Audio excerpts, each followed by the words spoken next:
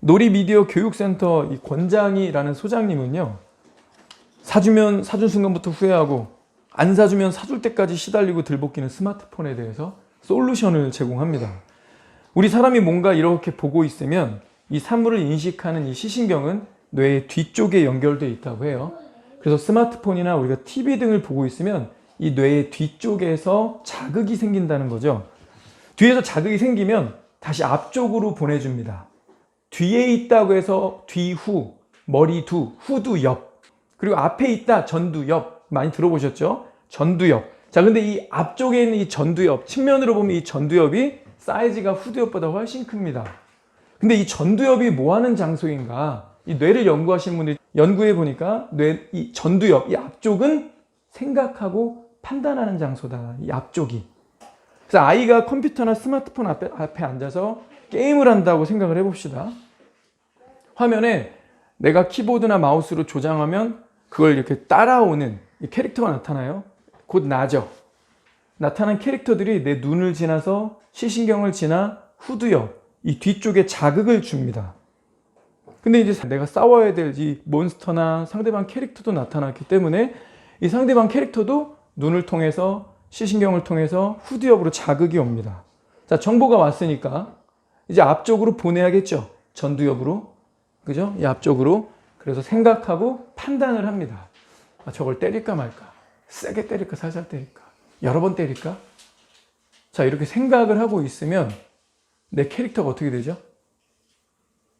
죽습니다. 상대방한테 맞아 죽죠. 이게 빨리 반응을 해야 돼요. 그래서 애들이 보통 컴퓨터나 게임 앞에 있으면 자세가 이렇게 바뀌죠. 막 두들기고 막 마우스까지 쓸 줄 알면 막 두 손 가지고 막 이러면서 막 구부리고 즉각 반응한다는 거죠. 이럴 때는 이 앞쪽에 자극이 없답니다. 후두엽만 자극이 있고 여기서 바로 명령으로 그냥 내려가는 거예요. 실제로 아이들의 머리가 어떻게 돌아가고 있는지를 128개의 장치를 여기다 딱 연결을 해서 아이의 뇌를 찍어봤대요. 그랬더니 실제로 전두엽에 거의 자극이 없었답니다. 그런데 이게 드라마를 볼 때도 비슷한 결과를 얻었다고 합니다. 김수현이 나타났어요. 어떤 말을 했는데 내가 못 알아들었어요. 왜 저렇게 말을 했을까? 왜 그랬지? 라고 내가 생각하고 있으면 장면이 지나가 버리죠. 화면은 나를 기다리질 않습니다. 무슨 말이냐면 전두엽에 자극이 없이 그냥 지나가고 만다는 겁니다. 근데 반면에 책을 읽을 때는 어떻습니까? 눈을 통해서 글자가 들어옵니다. 시신경을 통해 후두엽으로 전달이 돼요. 근데 이 글자는 기호일 뿐이죠. 글자라고 하는 건 어떤 거냐면 이 뒤에 후두엽에 자극이 왔다고 해서 뭔가 이루어지지 않아요. 이것이 바로 앞으로 전달이 돼서 내가 단어도 이해해야 되고 문장도 파악해야 되고 전체적인 흐름과 문맥을 이해하면서 거기에 감정이입을 할 때 그때 눈물이 나든 아 이거구나 이렇게 깨달음이 오든 하는 겁니다. 그래서 책을 읽을 때도 뇌사진을 찍어봤더니 전두엽이 계속 자극이 되고 있다는 것을 발견한 거죠. 이 연구를 한 세계적으로 유명한 모리 아키오라고 하는 교수님은 이 연구의 결론을 이렇게 내렸답니다. 대략 7일, 이 일주일 중에 고작 3일. 근데 이 3일 중에도 하루 1시간씩. 자, 7일 중에 고작 3일, 그리고 이 3일 중에서도 하루에 1시간씩. 이렇게 초등학교 1학년부터 초등학교 6학년까지 스마트폰을 보게 되면 얘가 중학교에 올라가면 깊은 생각을 할 수 없게 됩니다. 사물에 대해 이해할 수 없게 됩니다. 일주일에 3일, 그것도 고작 1시간 보고서도 우리의 이 전두엽이 사고하는 기능에 문제가 생긴다면 대한민국 초, 중, 고등학생의 전두엽 상태는 문제가 있을까요? 없을까요? 일주일에 3일, 1시간이 아니라 매일 3, 4시간 TV 앞에 앉아있든 인터넷을 하든 스마트폰에 앉아있기 때문이죠. 근데 이분의 진단은 요즘 중학교에 가보면 현실인 것 같아요. 이 권장희 소장이 중학교 교실에 가서 수업을 해보면 아이들이 정말 싫어하는 것 3가지를 발견한다고 하죠. 첫째는 선생님이 우리 각자 생각 좀 해보자. 싫어요, 머리 아파요, 귀찮아요. 이런 아이들이 점점 늘어난답니다. 선생님이 생각 좀 해보자. 이게 무슨 말이에요? 얘들아 우리 전두엽 좀 쓰자. 이 말이죠. 생각 어디서 한다고요? 앞에요. 이 전두엽입니다. 그럼 싫어요라고 말하는 애들은 뭐라고 말하고 있는 거예요? 선생님, 저는 평소에 전두엽 안 써요. 저 집에서 컴퓨터, 인터넷, TV, 스마트폰 이러는 거 잘 아시잖아요. 이런 말이죠. 그런데 생각하는 것보다 더 싫어하는 게 있대요. 얘들아, 우리 이제 토론할 거니까 생각한 거 정리해서 의견을 발표해보자. 너부터 해볼까? 싫은데요. 네가 해볼까? 잘 모르겠는데요. 네가 해볼래? 글쎄요. 다 없다고 합니다. 왜 그럴까요? 정리하는 게 여기인데 여기가 망가지고 있기 때문이죠. 그런데 생각하는 것보다 말하는 것보다 더 싫어하는 게 있대요. 마지막 세 번째는 뭘까요? 글로 쓰는 겁니다. 자, 우리가 생각한 거, 발표한 거 정리해서 글로 써봐. 그럼 대부분 남학생들은 큰 글씨로 2줄 쓴답니다. 더 써봐. 더 쓸 게 있을 것 같은데. 없는데요? 끝났는데요? 다 쓴 건데요? 이게 무슨 말이죠? 전두엽이 작동되지 않고 있다는 거죠. 학습 과정에 3단계가 있습니다. 이건 모든 교육학에서 말하는 겁니다. 학습 과정의 3단계. 첫째는 입수입니다. 입력을 해야 돼요. 인풋이라고 합시다. 내 안에 들어와야 돼요. 입수를 해야 되고, 두 번째는 그 입수한 정보를 정리해야 합니다. 정리한다는 건 얘는 얘대로 얘는 얘대로 비슷한 것끼리 분류하는 거죠. 마지막 세 번째는 그 정리한 것, 분류한 것을 표출하는 겁니다. 자, 입수하고 정리하고 표출해야 된다. 자, 그런데 정리하고 표출하는 곳이 어디라고요? 전두엽. 그런데 TV, 컴퓨터, 스마트폰 이러고 있으면 어디가 망가진다고요? 전두엽. 그러니까 실제로 학생들이 열심히 학원도 다니고 학교도 다니고 집어넣고 있지만 정리 표출이 안 되니까 학습이 되는 거예요? 안 되는 거예요? 학교 가서 아이들이 열심히 집어넣습니다. 몇 단계 한 거예요? 1단계 입력한 겁니다. 근데 학교 다녀오자마자 엄마들이 바로 학원으로 보내요. 뭐 한 거죠? 역시 1단계 한 겁니다. 근데 애들이 학원 문 열고 나오자마자 스마트폰 들이대면서 게임만 열심히 하면서 집으로 와서 계속 게임을 합니다. 그러니 성적이 안 나오는 거죠. 인풋만 하고 있으니까. 정리, 표출이 안 되니까. 진도를 얼마를 나가는 게 중요한 게 아니라 하나의 지식이 들어오면 그 지식이 정리, 표출이 되고 있는가.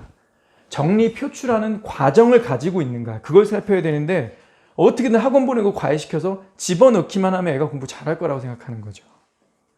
학원에서 애들이 돌아오면 게임만 합니다. 그럼 엄마들이 그래요. 아들, 학원에서 오자마자 왜 게임이야? 엄마 다 했는데요? 끝났는데요? 애들이 뭘 다 했다는 거죠? 1단계 했다는 거예요. 그게 공부 다 했다고 생각을 하는 거죠. 우리 애들이 이렇게 살고 있다는 거예요. 자, 그럼 이렇게 살고 있는 아이들이 어떻게 될까? 우리 권장희 소장은 이런 예를 드셨어요. 아이폰 하나 만드는데 100원이라면 그 중에 재료 자재비는 30원이랍니다. 30원. 부품을 사온다는 거죠. 그 다음에 중국에 하청을 준대요. 그러면 중국에서 이 조립하는데 비용이 5원 든답니다. 자, 그럼 실제 만드는데 비용은 얼마예요? 35원이죠. 그럼 애플사가 얼마 가져간 겁니까? 65원. 애플사가 65원을 가져간 거예요. 뭐 했지요? 재료를 만들었어요? 조립을 했어요? 아니요. 근데 왜 65원이나 가져갑니까? 뭘 했다고? 이런 걸 디자인이라고 하죠. 그래서 여러분들 아이폰 가지고 계실 텐데 그 뒷면에 보면 Designed by Apple in California. 캘리포니아에 있는 애플사가 디자인했다. 그리고 뒤에 이렇게 써 있어요. Assembled in China. 아니면 Made in China. 근데 중국에서 만들었다. 중국에서 조립했다. 디자인을 한마디로 말하면 이 전두엽을 사용한 비용입니다. 두 마디로 표출하면 정리, 표출한 거죠. 쉬운 말로 하면 아이디어, 어려운 말로 하면 R&D, 연구, 개발 비용입니다. 얼마예요? 65원이죠. 그러면 메이드 인 차이나, 이거 뭘 사용한 겁니까? 손을 사용한 비용이에요. 다른 말로 하면 시키는 거 그냥 한 비용. 얼마입니까? 5원입니다. 교실에서 생각해 볼까? 없는데요. 발표해 볼까? 잘 모르겠는데요. 써볼까? 싫은데요. 그러고 있으면 선생님이 그 친구에게 이렇게 말합니다. 아, 그래? 그럼 너는 시키는 거나 해라. 시키는 거 하면 얼마 받는다고요? 5원 받습니다. 여러분이 자식 낳으면 5원짜리 인생 시키고 싶습니까? 너는 그냥 공부하지 말고 넌 머리 나쁜 것 같으니까 그냥 너는 시키는 건 하는 인생 되라. 너는 그냥 5원짜리 인생 되라. 우리 중에 어느 부모도 이런 마음을 가지지 않을 거예요. 아이는 꿈이죠. 그리고 내가 정말 모든 혼신의 힘을 기울여서 잘 양육해야 돼. 사랑하는 최고의 존재 아닙니까? 예전에는 아는 것이 힘이다 이런 말이 있었는데 남이 알고 있는 거 그래서 흉내라도 내야 먹고 살았는데 오늘날은요. 남이 하는 거 따라하면 저작권법 위반에 걸립니다. 남의 지식으로 사는 게 아니라 정리하고 표출돼서 창의적인 내 생각을 하면서 생각이 돌아가는 아이로 아이를 키워야 하는데 아이들이 지금 그게 안 되고 있다는 거죠.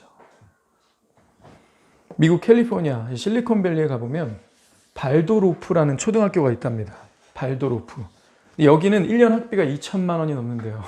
이 학교에 자녀를 보내는 부모의 70%가 구글, 애플, 마이크로소프트사 3사 직원이랍니다. 그런데 이 학교는요. 학생의 90%가 구글 검색으로 숙제를 해본 적이 없답니다. 검색을 안 한대요. 우리 생각에는 아니 부모가 구글, 애플, 마이크로소프트 이런 데 일하시는 분이고 돈도 많고 그러면 첨단 스마트 기기로 그 학교에 막 기증하고 애들을 막 첨단 스마트 기기로 공부하게 하고 막 학습하게 하고 이래야 될 것 같은데 검색을 못하게 한다는 거죠. 자기 자식을. 아니 자기들이 스마트 기기 만들어서 우리 자녀들의 손에 다 쥐어져 놓고 정작 자기 자녀들은 검색도 못하게 한다. 왜 그럴까요? 아는 겁니다. 자기들이 디자인해서 중국에 하청 줘가지고 얘네들이 그냥 조립만 해가지고 돈을 버는 게 5원이구나. 그거 아는 거죠. 그러니 내가 내 자식은 5원짜리 인생 만들기 싫으니까 검색을 못하게 하는 거야. 지들이 그 기계는 만들었을지언정. 생각해 봅시다. 검색창에 궁금한 것을 입력하고 엔터키 치면 답이 바로 뜹니다. 그거 내 겁니까? 남의 겁니까? 남의 거죠. 다른 사람이 블로그든 질문했는데 다른 사람이 정리해서 표출해 놓은 거죠. 그 정리 표출 누군가가 해놓은 거 그냥 우리는 보고 있는 겁니다. 우리 권장희 소장님이 이런 명언을 날리시더라고요. 검색은 학습이 아니다. 사색해야 공부가 된다. 검색은 학습이 아니다. 사색이 되어야 학습이다. 사색이 뭐죠?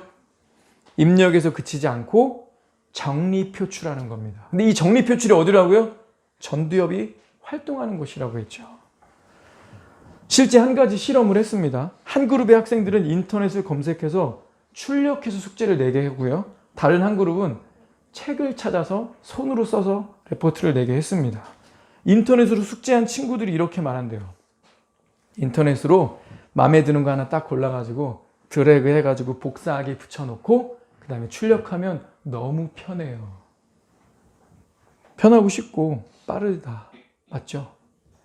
근데 아이들이 이 낸 과제에 대해서 물어보니까요. 기억하는 정도가 12%밖에 안 된답니다. 12%. 얘네 공부한 거예요? 학습이 이루어졌습니까? 공부 안 된 거예요. 얘네 뭐 한 거죠? 손가락 놀이 한 겁니다. 근데 책을 읽을 친구들은 어떻게 됐을까요? 책을 읽으려면 어떻게 해야 된다고요? 전두엽을 써야 된다 그랬죠? 전두엽 열심히 돌려야 됩니다. 읽은 책 그대로 낼 수 없으니까 내용을 요약해야 되고 정리해야 되고 글로 써야 돼요. 그리고 그거를 표출하려면 예를 들어서 여러분들이 혹시 가정통신문 하나라도 쓴다. 깨켜야 A4 한 장도 안 되는 분량인데 그거 쓰려면 썼다 지고 문장 다듬고 막 이러죠. 그래서 글쓰기는요. 최고의 고강도 학습이라고 합니다. 가장 고도의 사고활동을 하는 것 그게 바로 글쓰기다.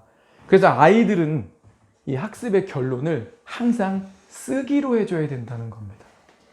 유태인들 애들 연필 잡을 수 있는 힘만 생기면 뭐 시키죠? 토라 쓰게 시키잖아요. 그래서 유태인은 랍비 한 5명만 모이면 구약 성경을 다 쓴답니다. 외웠거든요. 어릴 때부터 연필 하나 잡을 수 있는 힘 하나만 주어지는 순간 그냥 성경을 주는 거예요. 이거 옮겨 적으면 아빠가 용돈 줄게. 아빠가 너 선물해 줄게. 애들 열심히 써요. 쓰려면 어떻게 돼요? 문장 읽고 단어 읽고 옆에 개수가 되죠. 필력이 좋아지는 거죠. 학습은 쓰기로 마무리를 해야 된다. 그래서 썼어요. 이 아이들에게 과제를 기억하는 정도를 물어봤더니 75%를 기억하고 있었답니다. 학습이 이루어진 거죠. 자, 12%표 받은 사람과 75% 받은 사람 비교가 됩니까? 항상 당선, 항상 떨어져. 미국 발도르프 학교의 교육은 쉽고 편한 게 아니라 내 힘을 키워라에 초점을 맞추고 있답니다. 교육이 한자로 가르칠 교회, 기를 육자죠. 그래서 키우는 것이 교육입니다. 힘을 키우는 게 교육이다. 근데 왜 편하게, 쉽게, 재미있게 만들려고 하냐. 그래서 이 홈스쿨하는 부모들이 스마트폰을 자녀에게 주지 않는 것 같아요. 왜 그런 거예요? 우리 아이들은 디자인을 하는 아이로 키워야 하기 때문이죠. 이 강의를 들으면서 이 방식, 성경이 수천 년 전부터 이미 우리에게 제시한 거 아닙니까? 주님 뭐라고 하세요? 성경 단순히 읽기만 하랍니까? 복 있는 사람이 어떤 사람이래요? 주야로 묵상하는 자로다. 정리 표출하라는 거예요. 내가 시편 1편을 읽었니? 근데 잘 감이 안 와? 그럼 일단 외워라. 유태인이 그렇게 하죠? 일단 외워라. 그 다음에 자꾸 읊조려라. 자꾸 그거 생각해라. 묵상이죠. 그러다 보면 공부가 되게 돼 있어요. 이게 의미는 뭘까? 다른 번역은 뭘로 했을까? 이게 어떤 맥락에서 나온 말일까? 자꾸 생각하라는 거예요. 전두엽 사용하라는 거죠. 누가 먼저 얘기했다고요? 수천 년 전에 하나님이. 사람을 만드셨으니까 잘 아시는 거겠죠. 자, 그럼 우리가 나중에 애들 낳았을 때 애들에게만 시키지 말고 나는 안 했지만 너는 그래야 된다. 그렇게 하지 말고 오늘 우리도 해봅시다. 제가 한 5분 드릴 테니까 오늘 주제가 복음에 합당하게 산다는 게 뭘까 이거예요. 복음에 합당하게 산다는 게 뭘까? 우리도 생각 좀 해봅시다. 글로 한번 써봅시다. 복음이 뭐지? 그럼 이 복음에 어울리는 게 뭐지? 그렇게 산다는 건 뭘까? 지금 떠오르는 거 한번 써보세요. 문장으로. 한두 문장 한번 써보셨습니까?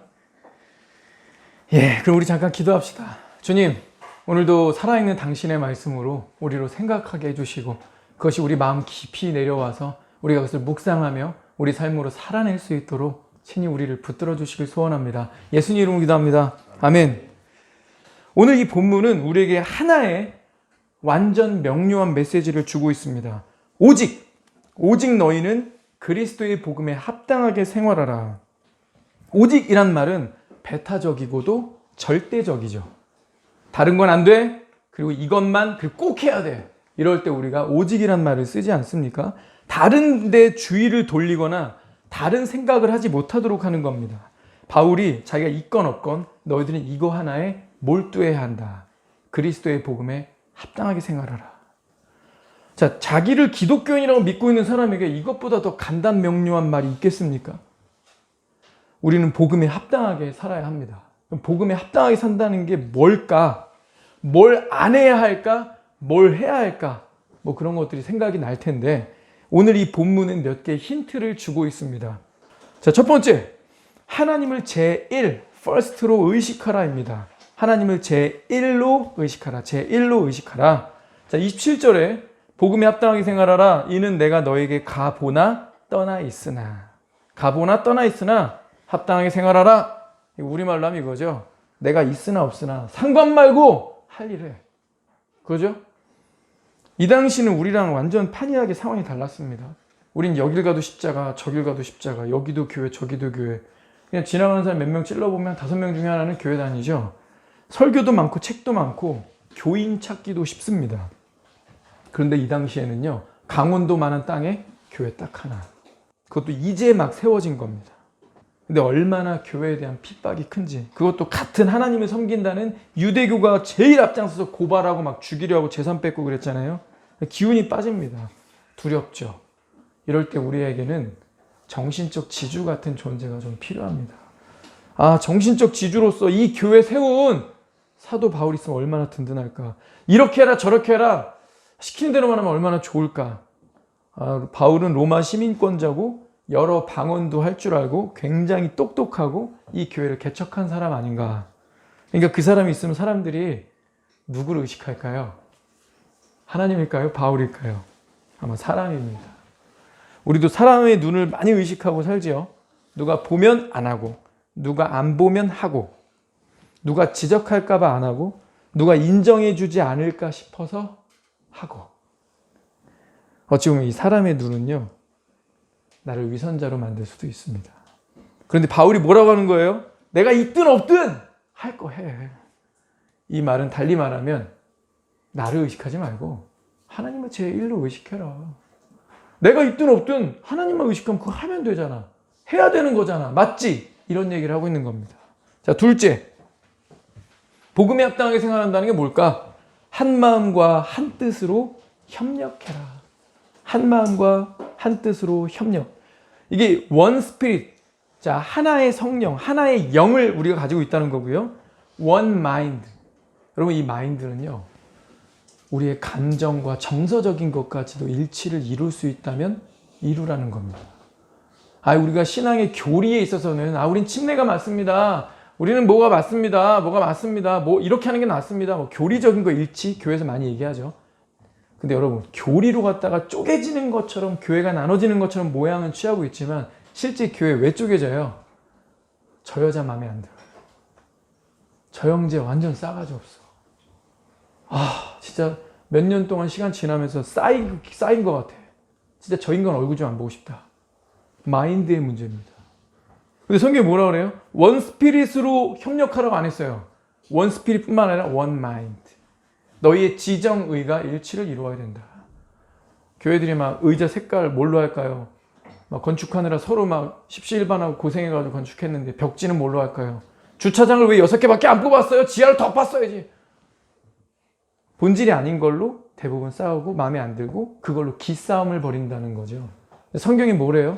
그것까지 일치를 이루어야 된다. 그래서 한 마음과 한 뜻, 한 성령과 한 마음으로 뭘 하라는 거예요? 협력해라. 같이 교회를 세워나가라. 근데 이게 불가능하잖아요. 나는 네가 아니야. 너도 내가 아니겠지. 내 마음이 네 마음이랑 다른데 어떻게 한 마음과 한 뜻을 이룰 수 있겠습니까? 네가 나한테 맞춰라고 해야 됩니까? 내가 너한테 맞출게 해야 됩니까? 내가 너한테 맞출게 덕스럽고 큰 사람 같죠? 둘 다 아니에요. 우리 둘 다 너나 나나 여기에 맞춰야죠. 그럼 이견이 없습니다. 그러면 하나님 책임지실 거예요. 하나님 하랬잖아요. 하나님이 하는 대로 했는데 왜 이래요? 내가 하랬잖아. 그게 내 결론이야. 그게 내가 너에게 준 해법이야. 그리고 그게 내가 너에게 준 결과야. 그냥 받아들여. 내가 책임질 거니까. 이렇게 말씀하시는 거죠. 나도 아닙니다. 너도 아닙니다. 하나님의 마음이 담겨있는 하나님의 말씀이 성경에 우리 모두가 맞출 때 한 마음과 한 뜻이 돼서 협력할 수가 있겠죠. 세 번째, 복음에 합당하게 살아간다. 무슨 일이 일어나도 두려워하지 않는다. 28절 우리 함께 읽어봅시다. 무슨 일에든지 대적하는 자들 때문에 두려워하지 아니하는 이 일을 듣고자 함이라. 이것이 그들에게는 멸망의 증거요 너희에게는 구원의 증거니 이는 하나님께로 난 것이라. 왜 두려울까? 왜 두려움이 엄습할까요? 임마누엘, God with us. 하나님이 나와 함께 계시다는 확신이 부족할 때 우리 두려움을 느끼죠. 그럴 땐 작은 일에도 두려움을 느낍니다. 어린아이들이 보호자, 대리자, 양육자가 눈앞에 없으면, 하루가 지나도 부모님을 볼 수 없으면, 며칠이 지나도 부모 볼 수 없으면 이 아이에게 맛있는 걸 줘도 좋은 옷을 입혀놔도 표정이 얼죠. 아이는 불안함을 느낄 겁니다. 똑같아요. 우리가 하나님의 임재, 하나님이 나와 함께 계시다는 임마누엘의 확신이 부족하면 사소한 일에도 짜증나고 화가 나고 되는 일이 없다 그러고 툴툴거립니다. 그런데 만약에 사소한 게 아니라 큰일 생기면 어떡해요? 그럴 때 정신 없는 거예요. 배가 큰 태풍을 만났는데 닻을 내리지 않아서 묶어놓지 않아서 마구마구 떠내려가는 거랑 마찬가지입니다. 하나님과 거리두기 하고 있기 때문에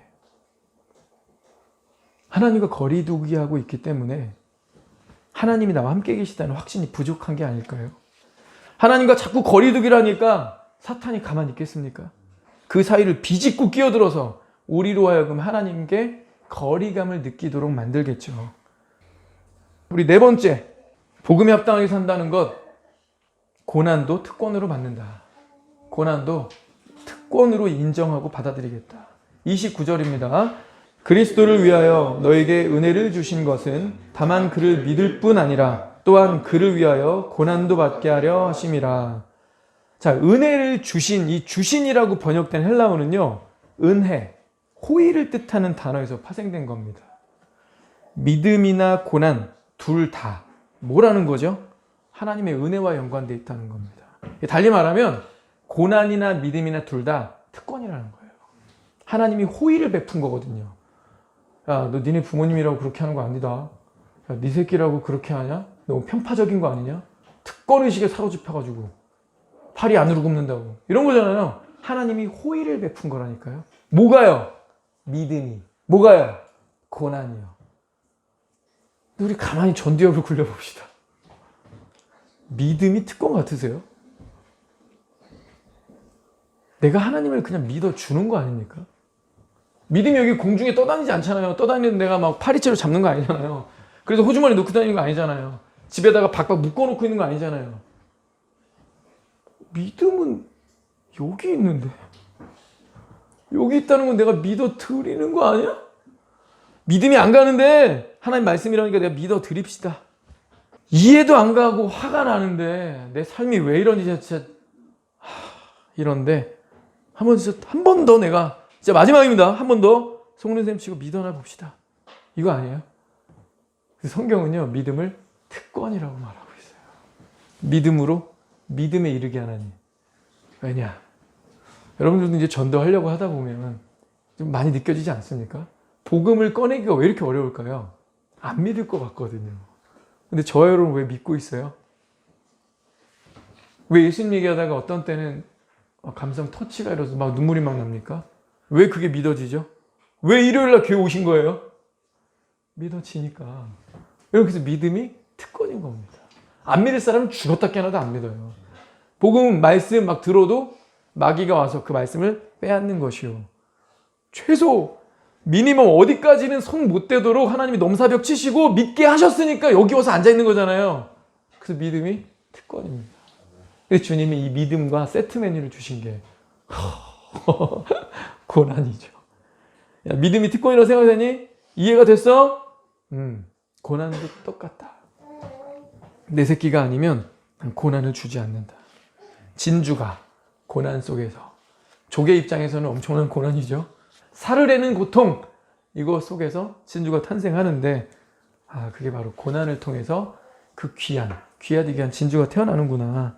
그리고 하나님이 바로 이 고난을 특권이라고 말씀하고 계시구나. 그러니 저와 여러분이 고난을 특권으로 받아야 돼요. 고난 딱 받으면 특권 의식이 막 들어야 돼요. 내가 고난을 받고 있네. 내가 잘못을 해서 받는 게, 이번에는 아니야. 이번에는 아니야, 확실히. 내가 막 게을러서, 지각해서, 내가 실수해서, 내가 사고쳐서, 그래서 막 갈굼당하는 게 아니라, 그냥 단순히 내가 예배드린 것 때문에, 단순히 내가 신앙을 갖고 있어서 동성애에 반대하기 때문에, 단순히 내가 이 복음적이기 때문에 보수의 가치를 붙들고 있으니까, 혹은 관계 속에서 내가 충분히 챙기고 나쁜 말 하지 않았는데, 얘가 그냥 편견 없이, 이유 없이, 연고 없이 나를 미워했다 함과 같으니라. 괜히 나를 미워하네. 괜히 내가 비호감이라고 하네. 내가 특권이구나. 자꾸 특권의식에 사로잡히네. 나 왜 이렇게 특권을 받고 있지? 이렇게 생각해야 된다는 겁니다. 마지막 5번째. 복음에 합당한 삶이 뭘까? 싸움이 있다. 싸움이 있다. 우리 30절 읽겠습니다. 시작. 너희에게도 그와 같은 싸움이 있으니 너희가 내 안에서 본 바요 이제도 내 안에서 듣는 바니라. 그리스도인으로서 싸움이 있다는 거죠. 바울이 여전히 싸우고 있고요. 동역자들도 그러하다. 그리고 너희들이라고 했습니다. 복수지요. 너희들에게도 같은 싸움이 있구나. 그래. 그리스도인으로서 믿음의 선한 싸움을 싸우는 것, 그것이 바로 복음이다. 그게 바로 복음에 합당한 삶이다 했습니다. 자, 우리 복음에 합당한 삶이 뭘까? 5가지로 정리가 되죠. 너무 많은데 이해는 할 수 있습니다. 뭘까? 복음에 합당한 삶이란 남들이 보든 안 보든 사람 의식하지 않고 하나님을 first, 제1의 자리에 앉혀드리는 것이다. 제1로 의식하는 것이다. 둘째, 한마음과 한뜻으로 우리가 협력하는 것이다. 셋째, 무슨 일이 오든 두려워하지 말자. 넷째, 믿음과 함께 고난을 받자. 다섯째, 이 선한 싸움을 계속하자. 자, 그럼 우리 전두엽 마지막으로 굴려봅시다. 이거 다 아는 내용 같은데 처음 듣는 얘기 아닌데 이거 왜 안 될까요? 왜 안 될까요?